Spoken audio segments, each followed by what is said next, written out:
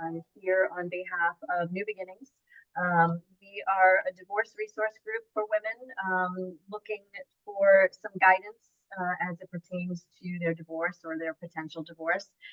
We started the group back in early spring. I think our first event was in May of this year. We're happy to have you with us and hope that you will gain some good information. Tonight's webinar is on can I keep my house, which is always a question that the three of us receive often, and so we hope this information will be helpful for you. So again, my name is Renee Guidaboni. I am a residential mortgage lender. I'm also a CDLP, which is a certified divorce lending professional. So this is what I do. I work in the divorce world every day. And I'm here to help. I'm here to answer questions. And I will be presenting in just a few minutes. I'm going to pass it over to Kate so she can introduce herself. Hi, everybody. Thank you so much for joining us tonight. Again, this will be so much more interesting with your questions, so please ask them. I am a divorce attorney in Nashua. I also do mediation, and I do hear this question all the time. Pretty much everyone that comes into my office wants to know what's gonna happen to their home, and there's a lot of emotions tied to that. So I'm looking forward again to your questions, and both Laura and Renee are a huge resource. They help lots of my clients. So you are in for a treat with their presentation tonight. So I'll pass it off to Laura. Good evening, everyone. My name is Laura Gamache. I'm a real estate agent with Keller Williams, licensed in New Hampshire and Massachusetts. So I work with a lot of divorce couples, and I always recommend for us to be called in much sooner than you would imagine. So it's really important and crucial for us being involved in the very early stages, so we can certainly help set it up as smoothly as it possibly can go, because we do get, like Kate mentioned, we get asked a lot of questions that's around this topic because it can be a very emotional situation. So thank you all for joining us and being here. So we're just super excited. And as Kate mentioned, please feel free to send those questions over. They just kind of really help. If you're thinking it, somebody else probably is thinking the same question too. So don't ever hesitate to send those questions out. So I'm going to start us off this evening. So I can kind of just share top kind of 6 key points that I get asked a lot in the very early stages of when someone is thinking or in the middle or the beginning, many stages of divorce. So obviously everyone's home is the majority of everyone's largest asset. So very first and foremost question that people really need to know is, what is that asset worth, right? So how much is your home worth? It's really crucial to have a professional really give a market analysis on your property as well. There's a lot of great, cool apps out there. Some are accurate, some are not so accurate. So it's really, really very important that you actually do have a professional that can actually give an actual either market analysis. A lot of the times I'm having Kate reaching out to me. She needs to have just have that dollar amount, so she knows what she is negotiating with her clients, right? So it's hard to kind of negotiate, you know, with the soon-to-be ex if you don't know exactly what dollar amount you are discussing of that particular asset. So that's very the first kind of piece that I'm kind of coming in the mix, is providing that market analysis. And it can be in all different forms. I've done just giving some numbers. I've given a 40-page report. I've actually gone to court and actually had to be present in a courtroom for an actual divorce situation as well. And the judge wanted to hear the validity of that market analysis. So it just kind of, everyone's situation's a little different. So sometimes we're having a couple of market analysis done. So again, very just kind of crucial to have that information. So first and foremost, having that done is just very important. And then I'm providing that information, whether it's to Renee, depending on what they're going to do next, or to Kate, so she can kind of go and kind of start that kind of dealings with that. So kind of a first option is, can I keep my home? Can I sell my home, right? What are the options? So one of the options that we see a lot of the times, right, are they're selling the home and they're splitting the proceeds, right? So whatever that, whatever the terms are, of course, that you have with your actual divorce decree. So based upon on the settlement or state law, whichever. So pros, of course, of that scenario, it's simple things financially, right? You're dividing that asset, if that's dividing it, or someone's, depending on the percentage. So you can kind of really get those proceeds, dissolve that, and everyone's moving and finding their own kind of housing after that. Okay, so nice kind of clean break, so to say, and they all get in their kind of share of the equity of the home, so to say. Cons, it depends on the market, right? We have different markets, right? We've been in a very strong market right now, but if you are in a not so kind of seller's market, sometimes you're selling and you're kind of at whatever the mercy of that market is that your home will be selling, and or time of year, right? So it could be a con there. And obviously a con of that is it's emotional, right? So a lot of people have a lot of emotional ties to that property. So depending on who is the one that's initiating divorce, obviously having to sell that, typically there is one party that obviously is a little bit more emotionally attached to that property and kind of wanting to not see it to go. But again, on the financial side, sometimes that's the easiest kind of route to go. Number two, another one would be if one spouse keeps the house, right? So if one is typically there's an agreement in place that one spouse is going to be buying out the other party of their actual share of the equity, right? So a lot of the case too, why Renee and I want to be pulled in very early on is you need to know if you actually qualify to be able to purchase that property and buy your partner out. We've seen some circumstances that we give a dollar amount. This is what the home's worth. Kate goes and negotiates that entire deal that you're going to buy the property out. And then it's all agreed upon. Everything's in writing. And then Renee gets pulled into the mix too late. And she says, I hate to break it to you, but you actually can't qualify to buy your partner out. So that you can be in a very difficult, challenging situation if you spend all this time, energy, and money at the end of the day too, to come to find out that actually isn't even an option. So again, really crucial and important to make sure you really pull in that lender to see if that actually is an option, depending on either side, if you're going to do, if someone's going to try to go the route of buying another party out. Obviously the pros of that is the stability of keeping the children in the home a lot of the times, right? At least they're being able to keep those children in that property, which again, a lot of the times is important for a lot of the divorce situations. And obviously one party obviously continues to kind of keep that kind of continuity for the lifestyle, at least for one party, if not in children, if there are children involved. Con of that particular situation, of course, one has to have a large financial, to be able to make that happen, right? So they have to be able to buy the other partner out, and then obviously the maintaining of that home, property taxes, etc., and that cost depending on what the financial situation of. So other things too that might come in the mix, if there's other assets that need to be negotiated as well, retirement fund savings, other properties, some people have income properties, right? So kind of other things that just depending on what might come into play. Third, that we would sometimes see is if they co-own the home post-divorce. So sometimes we'll see that one party will stay in the house and there will be another property that would be utilized, and they'll kind of rotate and take turns on the property. Again, just to kind of keep some normalcy for children if that's important for them. So they can kind of keep the children in the homes, in the school districts, which is also a lot of times kind of important to them. So again, co-own a home, obviously there's a little, again, the stability, kind of allows both spouses to hold off making any major decisions right off the bat, depending on what the situation is.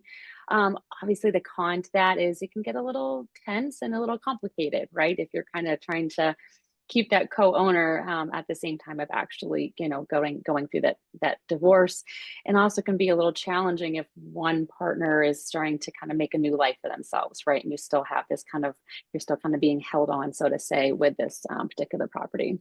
A fourth would be deferring the sale until a later date. So Again, just kind of postponing the sale for a set period of time until the children reach a certain age, right? A lot of the times is that they want to do, they kind of want to do the divorce situation. Things are just not working out. However, they don't want to sell because their kid has one year left or 2 years left in that school district, and they really don't want to have to, kind of shift things around. So sometimes we'll see that also kind of take place. Obviously, pros is, again, avoids the immediate disruption for the kids, right? Which is, again, a lot of the times what this is all revolving around. Gives them just both parties a little bit more time to prepare financially as well for like their next steps. A con, again, also kind of keeps this, it's a longer term, more dragged out type of scenario with that divorce, which again, just kind of sometimes divorces start out, amicable in the beginning, but then can kind of get a little dicey sometimes depending on the situation. So again, more of a drawn out sometimes can run into a little bit more of harder challenges, being a little bit more extended. Number 5 would be divorce and exchange house for other assets. So like I mentioned before, if there are other properties that are involved, sometimes we're kind of negotiating depending on what that looks like. So if one party is keeping the home and they divide other assets, right? Where sometimes we're keeping this and we're selling those, depending on what the settlement looks like with the divorce itself. So pros on that one sometimes can simplify things a little bit because one spouse can again keep the house if they're selling off the others to pay one party off. Con just kind of depends again on the actual value of those assets, right? Again, just really crucial of just getting us involved and having knowing what those figures look like very early on. So you know what you're discussing and negotiating when it comes to that. 6th, the last kind of one would be living in the home temporarily. So if you and your spouse want to continue temporarily living in the home while the divorce process is still going on until you can again make those long-term arrangements. So a lot of times we see that, right? We know that kind of divorce is in the works and they're still kind of just living in that roof.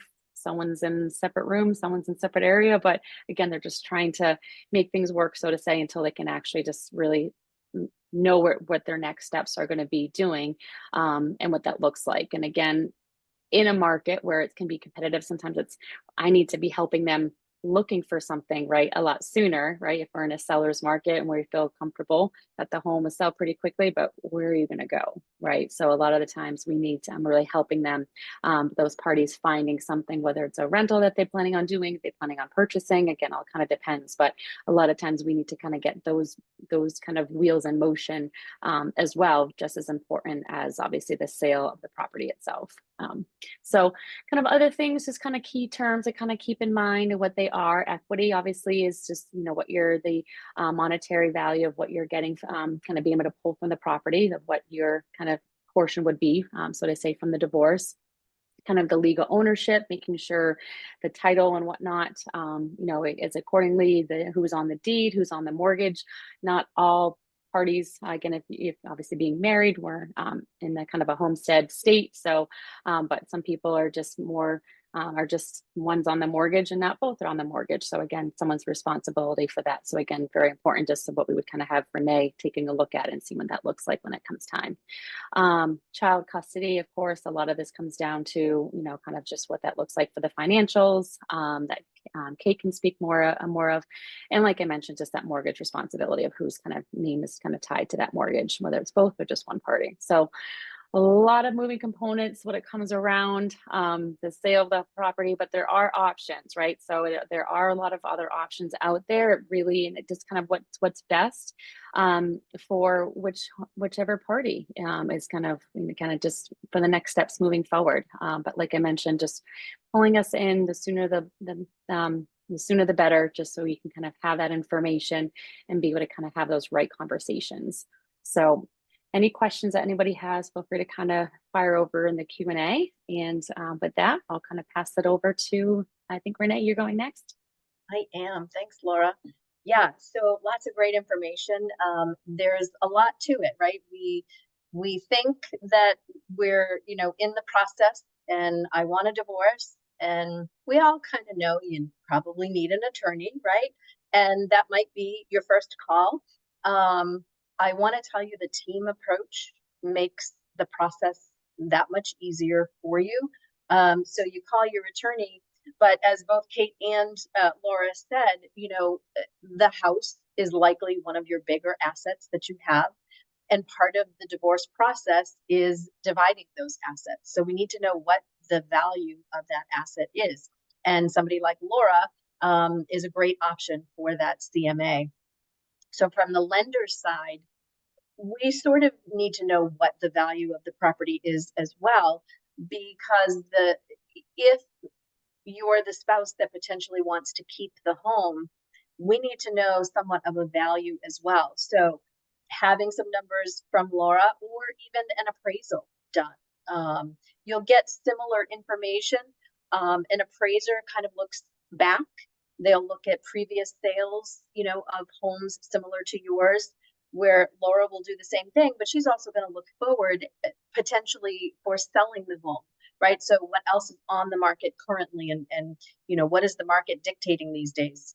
You know, as Laura mentioned, we're in a seller's market right now, but that could change.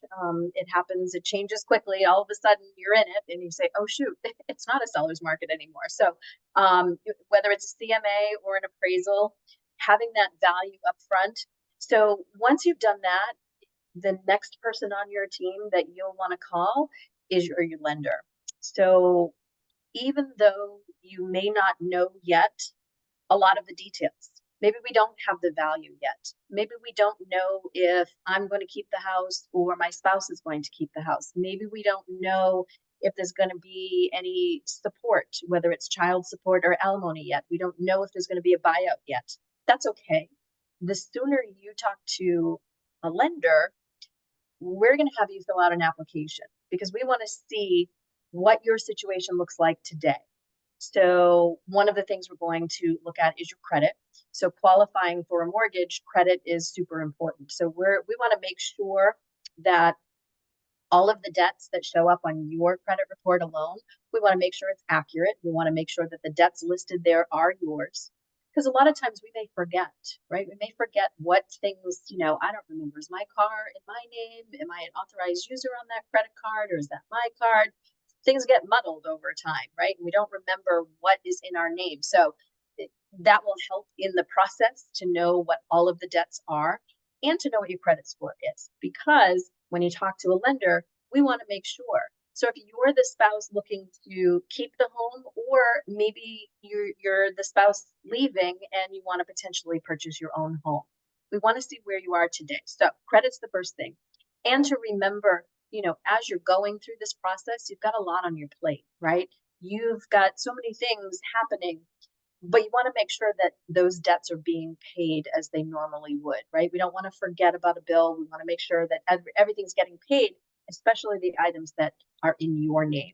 Because if a payment gets missed, it's really going to hurt your credit. And right now, during this process, the worst time to have your credit affected if you're trying to apply for a mortgage. So just be mindful of, you know, what debts are in your name and making sure that those bills are being paid on time. So now we've got a value to the house and we've got an application and we know what your credit looks like. The next steps, I'm going to work with you from the very beginning all the way to the very end. What I don't want to see happen, and Laura talked about this as well, is once your process is completed and you come to me and you say, great, I got the house in the divorce and now I have to buy my spouse out and I need to refinance, and I put the numbers together and you don't qualify. We don't want to see that. And I see it far too often, which is why we encourage you to speak with a lender early on in the process. Let's look at what your qualifications are. So in addition to your credit, we're going to look at your income. Income is the next big piece that determines whether you qualify for a mortgage. Now today, we know if you have a job, right? Or if you're self-employed, we know what that income is going to be. But we may not know we might know, yes, there's likely going to be some support, whether it's child support or alimony. We won't know what those numbers look like right away. But the further along you get in the process and talking with your attorney, we may have some ideas of what those numbers might look like, and we can plug those in. Once we have that application, we can look at all scenarios. A few things to keep in mind. So yes, we can use child support and alimony as income to help you qualify for a mortgage. There are some rules. Different programs have different rules. Most programs are going to require that you've received that support for 6 months before we can use it, and it has to continue for 3 years. So we've seen some mostly alimony cases where, you know, the alimony is going to last for 2 years, and so then we can't use it to qualify. So it really, how your divorce agreement is written up is super important. Again, that team approach where, you know, your lender, your attorney, your realtor, your financial advisor, we're all communicating with each other and sort of working the process with you. So again, support, child support and alimony, we can use both of those. Again, talking to a lender early so you know what the rules are. You know, if your divorce agreement says I have to refinance in 60 days, and I tell you, well, I can't use the income for 6 months, then we're in trouble. So again, make sure you're talking to a lender early so that you know what the requirements are. So we talked, we've all been using the term buying out a spouse. And I know some of you may not know what that means. So we talk about the value of the house, right? So I'll throw some numbers out there. Let's say your value on your house is $400,000. And let's say you owe $250,000 on your mortgage currently, right? So you've got some equity in the home. So the equity is the 400 minus the 250. So you have $150,000 in equity in the house. And when we talk about a potential buyout, there's your divorce process is going to include a division of all of your assets. The house is one of those assets, and you may have some other assets that will be divided, right? So checking accounts and savings accounts and retirement accounts, investment accounts, those are all assets that are going to be split. And in the end, if you are the spouse wanting to keep the house, there's likely a sum of money owed to what we call the departing spouse, the spouse not staying at home. And whatever that number turns out to be, that's part of your negotiation that your attorney would be working with you on. In my example, let's say, so we have $150,000 in equity, right? $400,000 value minus the existing mortgage of $250,000. So we have equity of $150,000. That means, let's say it's a 50-50 split. That means you owe the departing spouse $75,000. Well, where am I going to get $75,000? Most people don't have that hanging out in their checkbook, right? So one of the ways to do that is through a mortgage. So it would be considered a refinance. And so the spouse keeping the house would refinance the mortgage. Now, Laura touched on this a bit. Sometimes we don't know who's on the mortgage, who's on the title. It doesn't matter. For the purposes of divorce, even if you're not on the current mortgage, I can still do a refinance in your name because it's through a divorce process. So we can still do that. So we do a refinance. So in this example, we have an existing mortgage of $250,000 and you owe the departing spouse $75,000, right? So we're going to do a new mortgage for $325,000. So we're going to pay off the existing mortgage of $250,000.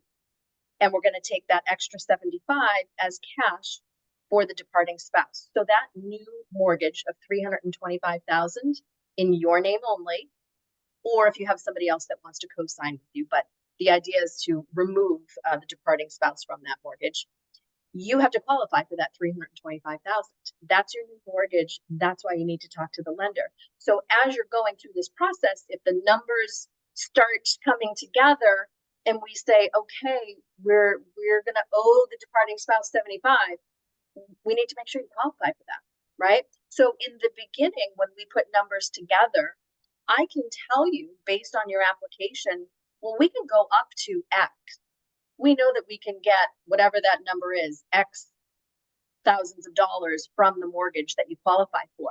So if I tell you you qualify for $50,000 in additional funds through a mortgage, but you're starting to negotiate at $75,000, we need to make sure you have that additional $25,000 somewhere else, right? If we can't get it from the mortgage. So again, talking with the lender early so you know what your options are. We know what the numbers look like. We know how much we can access in equity in the house towards a buyout. So that's a buyout. A couple of things I want to mention. So I talked about this as a refinance. This particular kind of a loan is a refinance. Even if you owe nothing on the house right now and you want to take some cash out, that's still considered a refinance. Now, the elephant in the room, the interest rates, right? So we know the rates are not great right now. Still, we keep saying it. We've been saying it for about 2 years now. They're going to come down. They're going to come down. They will. My crystal ball is on the fritz at the moment, so we don't know when. But I talk to clients every day that, you know, they want to refinance or they need to refinance, but the rates are so high and they can't qualify. So there's a couple of things that we're looking at here. There's a refinance to get some cash out for a spouse, but the refinance is also one of only a very few ways to remove the departing spouse from the mortgage, right? So the spouse that's not keeping the house is likely not going to want to remain on that mortgage. Now there's time frames, you know, sometimes Laura mentioned this, you know, you can co-own the house for a length of time. You know, if it makes sense, if the kids are going to be done school in 2 years and it makes sense to keep things as is, that's okay. That is an option. But if there's a much longer time frame, then maybe you don't want to be tied, for a length of time to your spouse. So to remove somebody from a mortgage, there's only a few ways to do that. A refinance is one of them. Refinance the mortgage, pay off that lien, and you yourself are on the new mortgage. The other option is something called an assumption. So a mortgage assumption is when your existing lender allows one of you to take over that mortgage with the existing terms, right? So let's say you're both on the mortgage and you've got 24 years left of a 30-year term and you're at a 4% interest rate and you really don't want to lose that rate and go to 7% today, and the spouse keeping the house doesn't qualify for that new mortgage at 7%, but at 4% they're okay. So that's up to the lender. Every single lender has a servicer that manages their loans. So where you're sending your check every month to make your payment, that's your loan servicer. They're going to be the ones that will tell you if your mortgage is assumable or not. If you have an FHA loan or a VA loan, those are typically assumable. If you have a conventional financing, it's going to be up to the servicer. The servicer will tell you whether you can assume it. So assuming it just means I'm going to keep that existing loan. Both of us were on the first original mortgage, and we're going to go to the lender and say, I want to keep the house and I want to assume that mortgage with the existing terms. They're going to still make you qualify for that loan because likely if you both were on the mortgage to start out with, they qualified you using both of your incomes. The lender needs to make sure that the one of you wanting to assume the loan can afford the loan and qualify for that. So it'll be like applying for a new mortgage, but it will be the same exact terms that you currently have. So, 24 years left on 30-year term with, 4% interest rate. The one caveat with an assumption, you cannot get any cash out. So if there's to be a buyout to the departing spouse, you won't be able to accomplish that with an assumption. Now, if your lender does allow you to do the assumption, you have the option to get an equity loan if there is to be a buyout. So the assumption would allow you to take over the mortgage, but if there's still a buyout to the spouse required, an equity loan might be the way to do that. So I wanted to be sure to talk about assumptions and what they are. It's case by case. I have heard lenders are being a little better about it when it comes to divorce, and they're allowing it a little more often than they used to. I will tell you, if you call your lender and you just ask the first person that answers the phone, I want to assume my loan, they're going to say, no, you can't. I encourage you to go up the chain. I encourage you to ask for the assumption department because they're ultimately the ones that will make that decision. So fight it a little bit. Lenders don't like doing them because they don't make any money on it, right? It's not a new loan where they're making money. It's the same existing loan, but they're having to go through the whole process of qualifying you again. So they're not in a real hurry to do it. But I would encourage you to push the envelope a little bit and go up the chain and see if you can get a better answer. So those are basically the big points I wanted to touch on tonight, as far as, can I keep my house, and what does that look like, and what are my options? So if I can leave you with one idea is to look at it as a team approach, and to talk to us early, and make your team, who's going to work together to help through the process. And I will mention, we do have two other members of our team that aren't here tonight. We have Robin Young, who's with North Star Financial, and she is a wealth manager advisor. She's somebody you want to talk to also, because we want to know, even if I tell you that you qualify for the mortgage, it may not be the right thing for you financially, right? You want to see a big picture, and what does, a year from now, 5 years from now look like? And having that information is super helpful up front.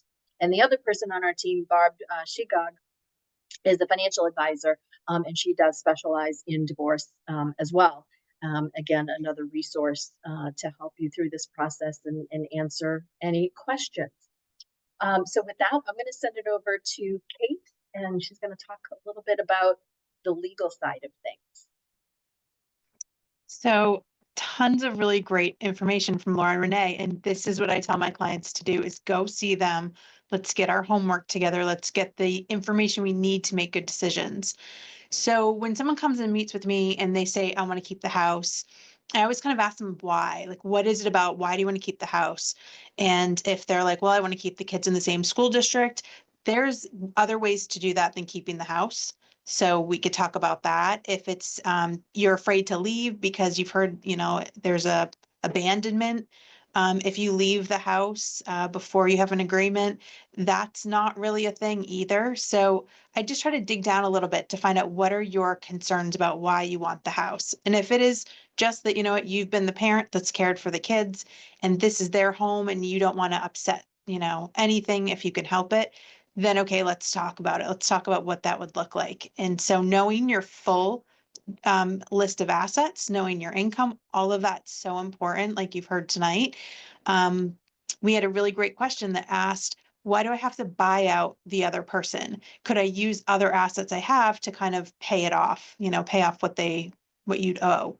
And you absolutely can do that. One of the really great creative ways we can do that is look at, okay, you have a retirement account that has, X amount in it. You owe X amount on your home. Let's do a trade.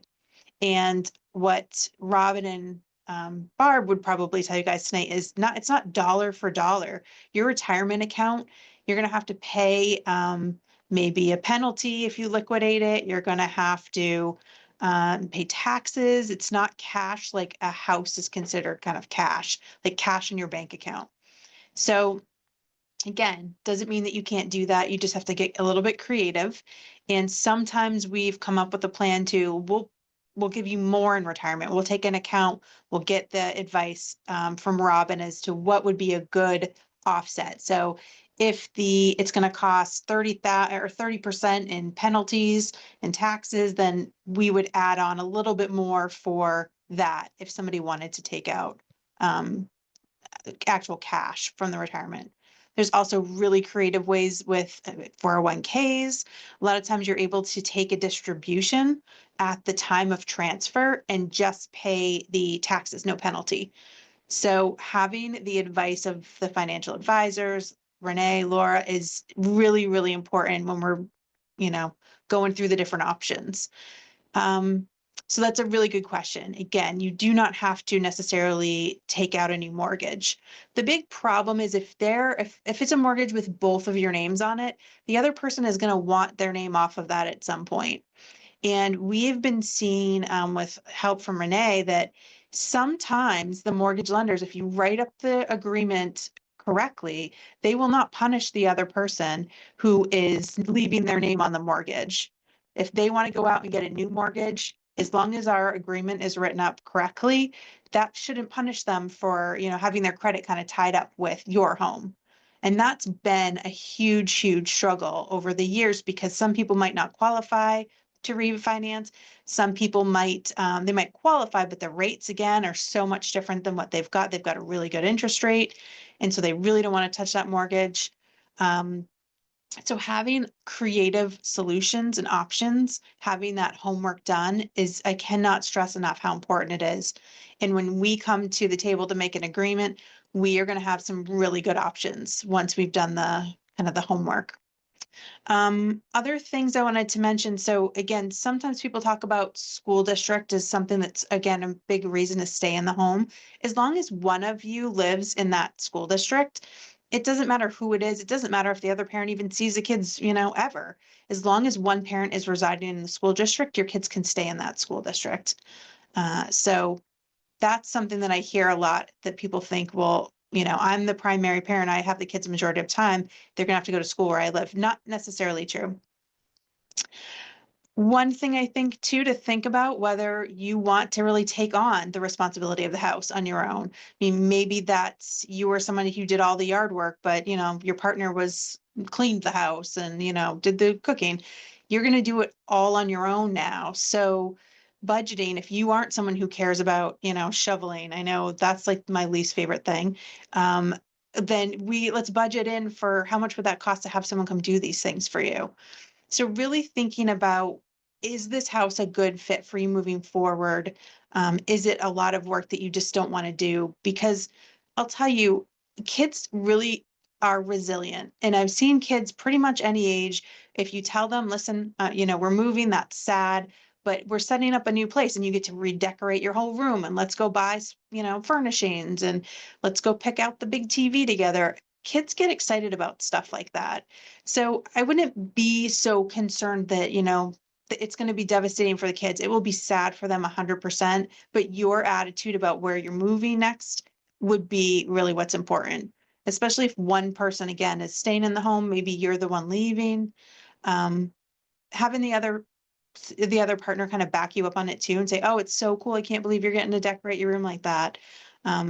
Things like that go really far for kids. I wanted to talk a little bit about if you're in a situation where you just cannot live together anymore, you want this person out. You decide you want to try to keep the home, having them there is just causing problems. So short of going to court and getting an order, a temporary hearing for a divorce could be months down the road. Short of that, there's really no legal way to get somebody out unless there is domestic violence and you get a restraining order. So I can't get anybody kind of kicked out of the house unless we have some really good grounds for it. And again, the courts are a long way before you actually get a hearing. So if we're able to work something out quickly and look at all these creative options, that is huge because most people don't really love living together. That's why they're getting divorced. So if we can come up with a plan, I think that's a big piece of the puzzle. A couple other creative ideas that I've seen, good and bad options, but this idea of maybe holding the property in trust for the kids. So you are jointly owning it, but the trust is owning it. So there's creative things we can do like that. A lot of people have to get co-signers, so like a parent or, a sibling, somebody who's willing to put their name on the mortgage with you. If that's what we have to do. Obviously there's lots of parents lending money to buy people out to just kind of be done with it. There's just really so many options. And I'm sure this is feeling a little overwhelming with us giving you a ton of information, but just know that we can get really creative. When we work as a team, we have all the information ready to kind of get it together for you and brainstorm what you can actually do. I wonder if there's other questions out there. We could certainly keep talking, but I hate to miss an opportunity to answer some of your questions. And I hope that I answered the question that someone had asked about the buyout. Can you use other assets? Which is, again, it's pretty common to do some sort of an offset. We can get creative as far as to you take less of a, less alimony. You kind of get prepaid your alimony in the form of equity. There's things that we don't love doing, but again, we talk through the pros and cons, and this is your decision at the end of the day. I guess I'll say one trend that I've seen with the courts, and I really hate it, is that they aren't loving people staying on a mortgage together for extended periods of time. It used to be if someone agreed on, let's say 10 years, we're going to stay on the mortgage together because that's what takes, our son to graduate high school and that's what we want. And the judges would be like, great, sign that. If you guys agree, I don't care, I'll do it. I've heard several agreements coming back that had extended periods of time, 3 years, 5 years, where they were staying on a mortgage together. And the judge is like, nope, that's just too long for us. That's just problems. You guys are going to come back into the court and we don't want that. So we're not going to approve that agreement. In my experience, that's the worst thing a court could do because this is your life and your family. And if you're both okay with it, why are they causing problems? So just the kind of word on the street. I'm still getting those agreements approved. So I think it's judge specific, depending on where you are, who your judge is. But knowing that too is really helpful. Who's your judge going to be? They do all different things. And so you need to know that before you come in with a creative solution. Yeah, Okay. I've seen that as well, Kate, where they're just not loving the longer time frames. Now, if there's, a legitimate, they like to see, Johnny has 2 more years of high school. That's a little more palatable than, I'm going to wait for the rates to come down. They don't like that. They want a definitive time frame. Like you said, obviously there's different judges and they have different feelings about that, but I have found the ones that, have a very specific time frame with a very specific reason, they seem to like those a little bit better. And we could do a hybrid, right? So I just drafted one that said, if the rates hit my current rate, which was, so low, 3%, whatever, if it hits that, I will automatically refinance like right away. I won't even, instantly that happens, I'm going to apply.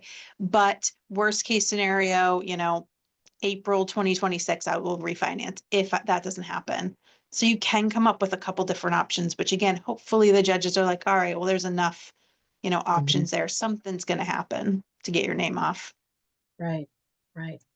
Another thing that I've seen a lot of recently is it's being called nesting, where the kids stay in the family home and the spouses have alternate housing. If it's your day with the kids, you stay at the house with them. Otherwise, you've got your own place. I've seen more and more of that. I've actually done a few loans where the spouses have purchased a second home and they swap the second home with each other. The spouses do, so the kids stay in one house. So again, just some different options. If living together is not in the cards for you, there are some other alternatives. Renee, on that nesting, so I've seen that work in short-term situations, but you think like, what if you get a partner? Your partner's gonna want to live with your spouse. It's just not a long-term plan Right. usually, but it doesn't mean it can't work for your family. Yep. Could you guys talk about, there's a question, you mentioned that sometimes a lender won't punish the other spouse who's still on the mortgage if it's only a short time. So could you talk a little bit about that? The idea of somebody staying on, but then they want to go apply for their own home. Yeah. So when a lender looks to qualify you for a mortgage, they're looking at something called debt to income ratio. And so basically we're taking all of your monthly debts and we're dividing it by your monthly income, and your ratio has to be below a certain number. Well, most people likely cannot qualify for a new mortgage if they're also being debted for an existing mortgage, right? So if we have a departing spouse and they want to go buy their own home, but they're still on the mortgage for the family home, they think that, oh, I can't qualify because, I don't have enough income to cover 2 mortgages. In the case of divorce, if the divorce agreement is written up properly, as Kate said, as a lender, if the departing spouse comes to me and says, here's my divorce agreement, I'm not responsible for that mortgage payment anymore, my spouse got it, I can do a mortgage and I can exclude that existing mortgage from your debt to income ratio. So there's no time frames involved. Years and years and years ago, we used to have to show that the spouse keeping the home had made 12 payments, but we don't have to do that anymore. So from day one, you've got your final divorce agreement. It does have to be final, signed off on divorce agreement, and you come to me and you want to buy a house, I can exclude the existing mortgage from your numbers. The other question we have is curious about the opposite with a buyout. So if my spouse is buying me out, but uses the assets to do that, so he's needing the assets to actually do the buyout, does it mean that I'm not getting my actual 50-50 share of the assets?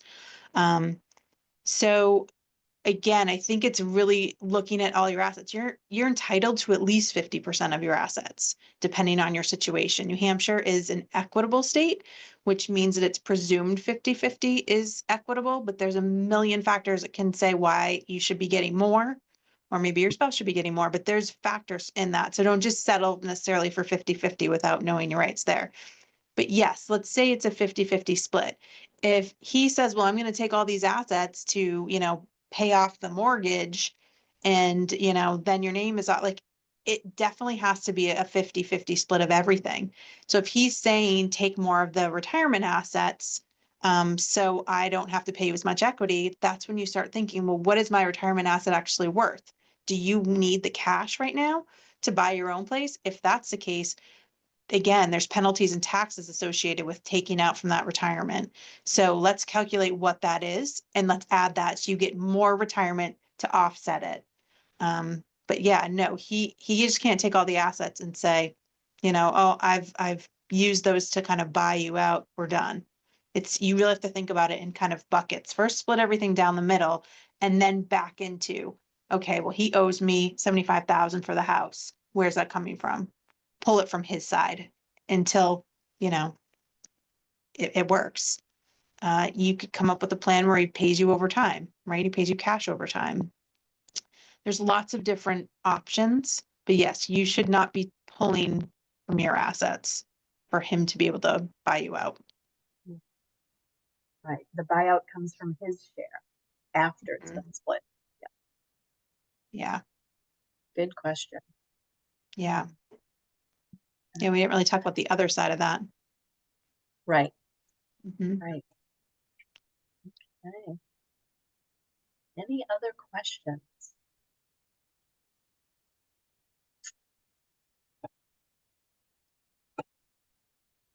All right. Awesome. Well, I hope everybody got some good information from this.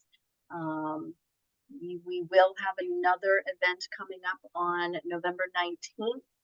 And of course, I don't have handy what the topic is, but watch our Facebook page. We will be announcing that shortly. So come back and join us and learn some more. And feel free to work with us. Oh, I just got a notification. Co-parenting through the holidays is our next event on November 19th. So also a webinar, and you can watch our Facebook page for that. And I'm sure you'll get an invite for that one as well. But reach out to us if you have any questions. And I think that's it for tonight. Thanks for joining us. Thank you. Let us know if there's other topics too that you're interested in. We would love to have you, whatever you need. That's what we're here for. Exactly. All right. Thanks so much. Thanks, ladies. Thanks, everybody.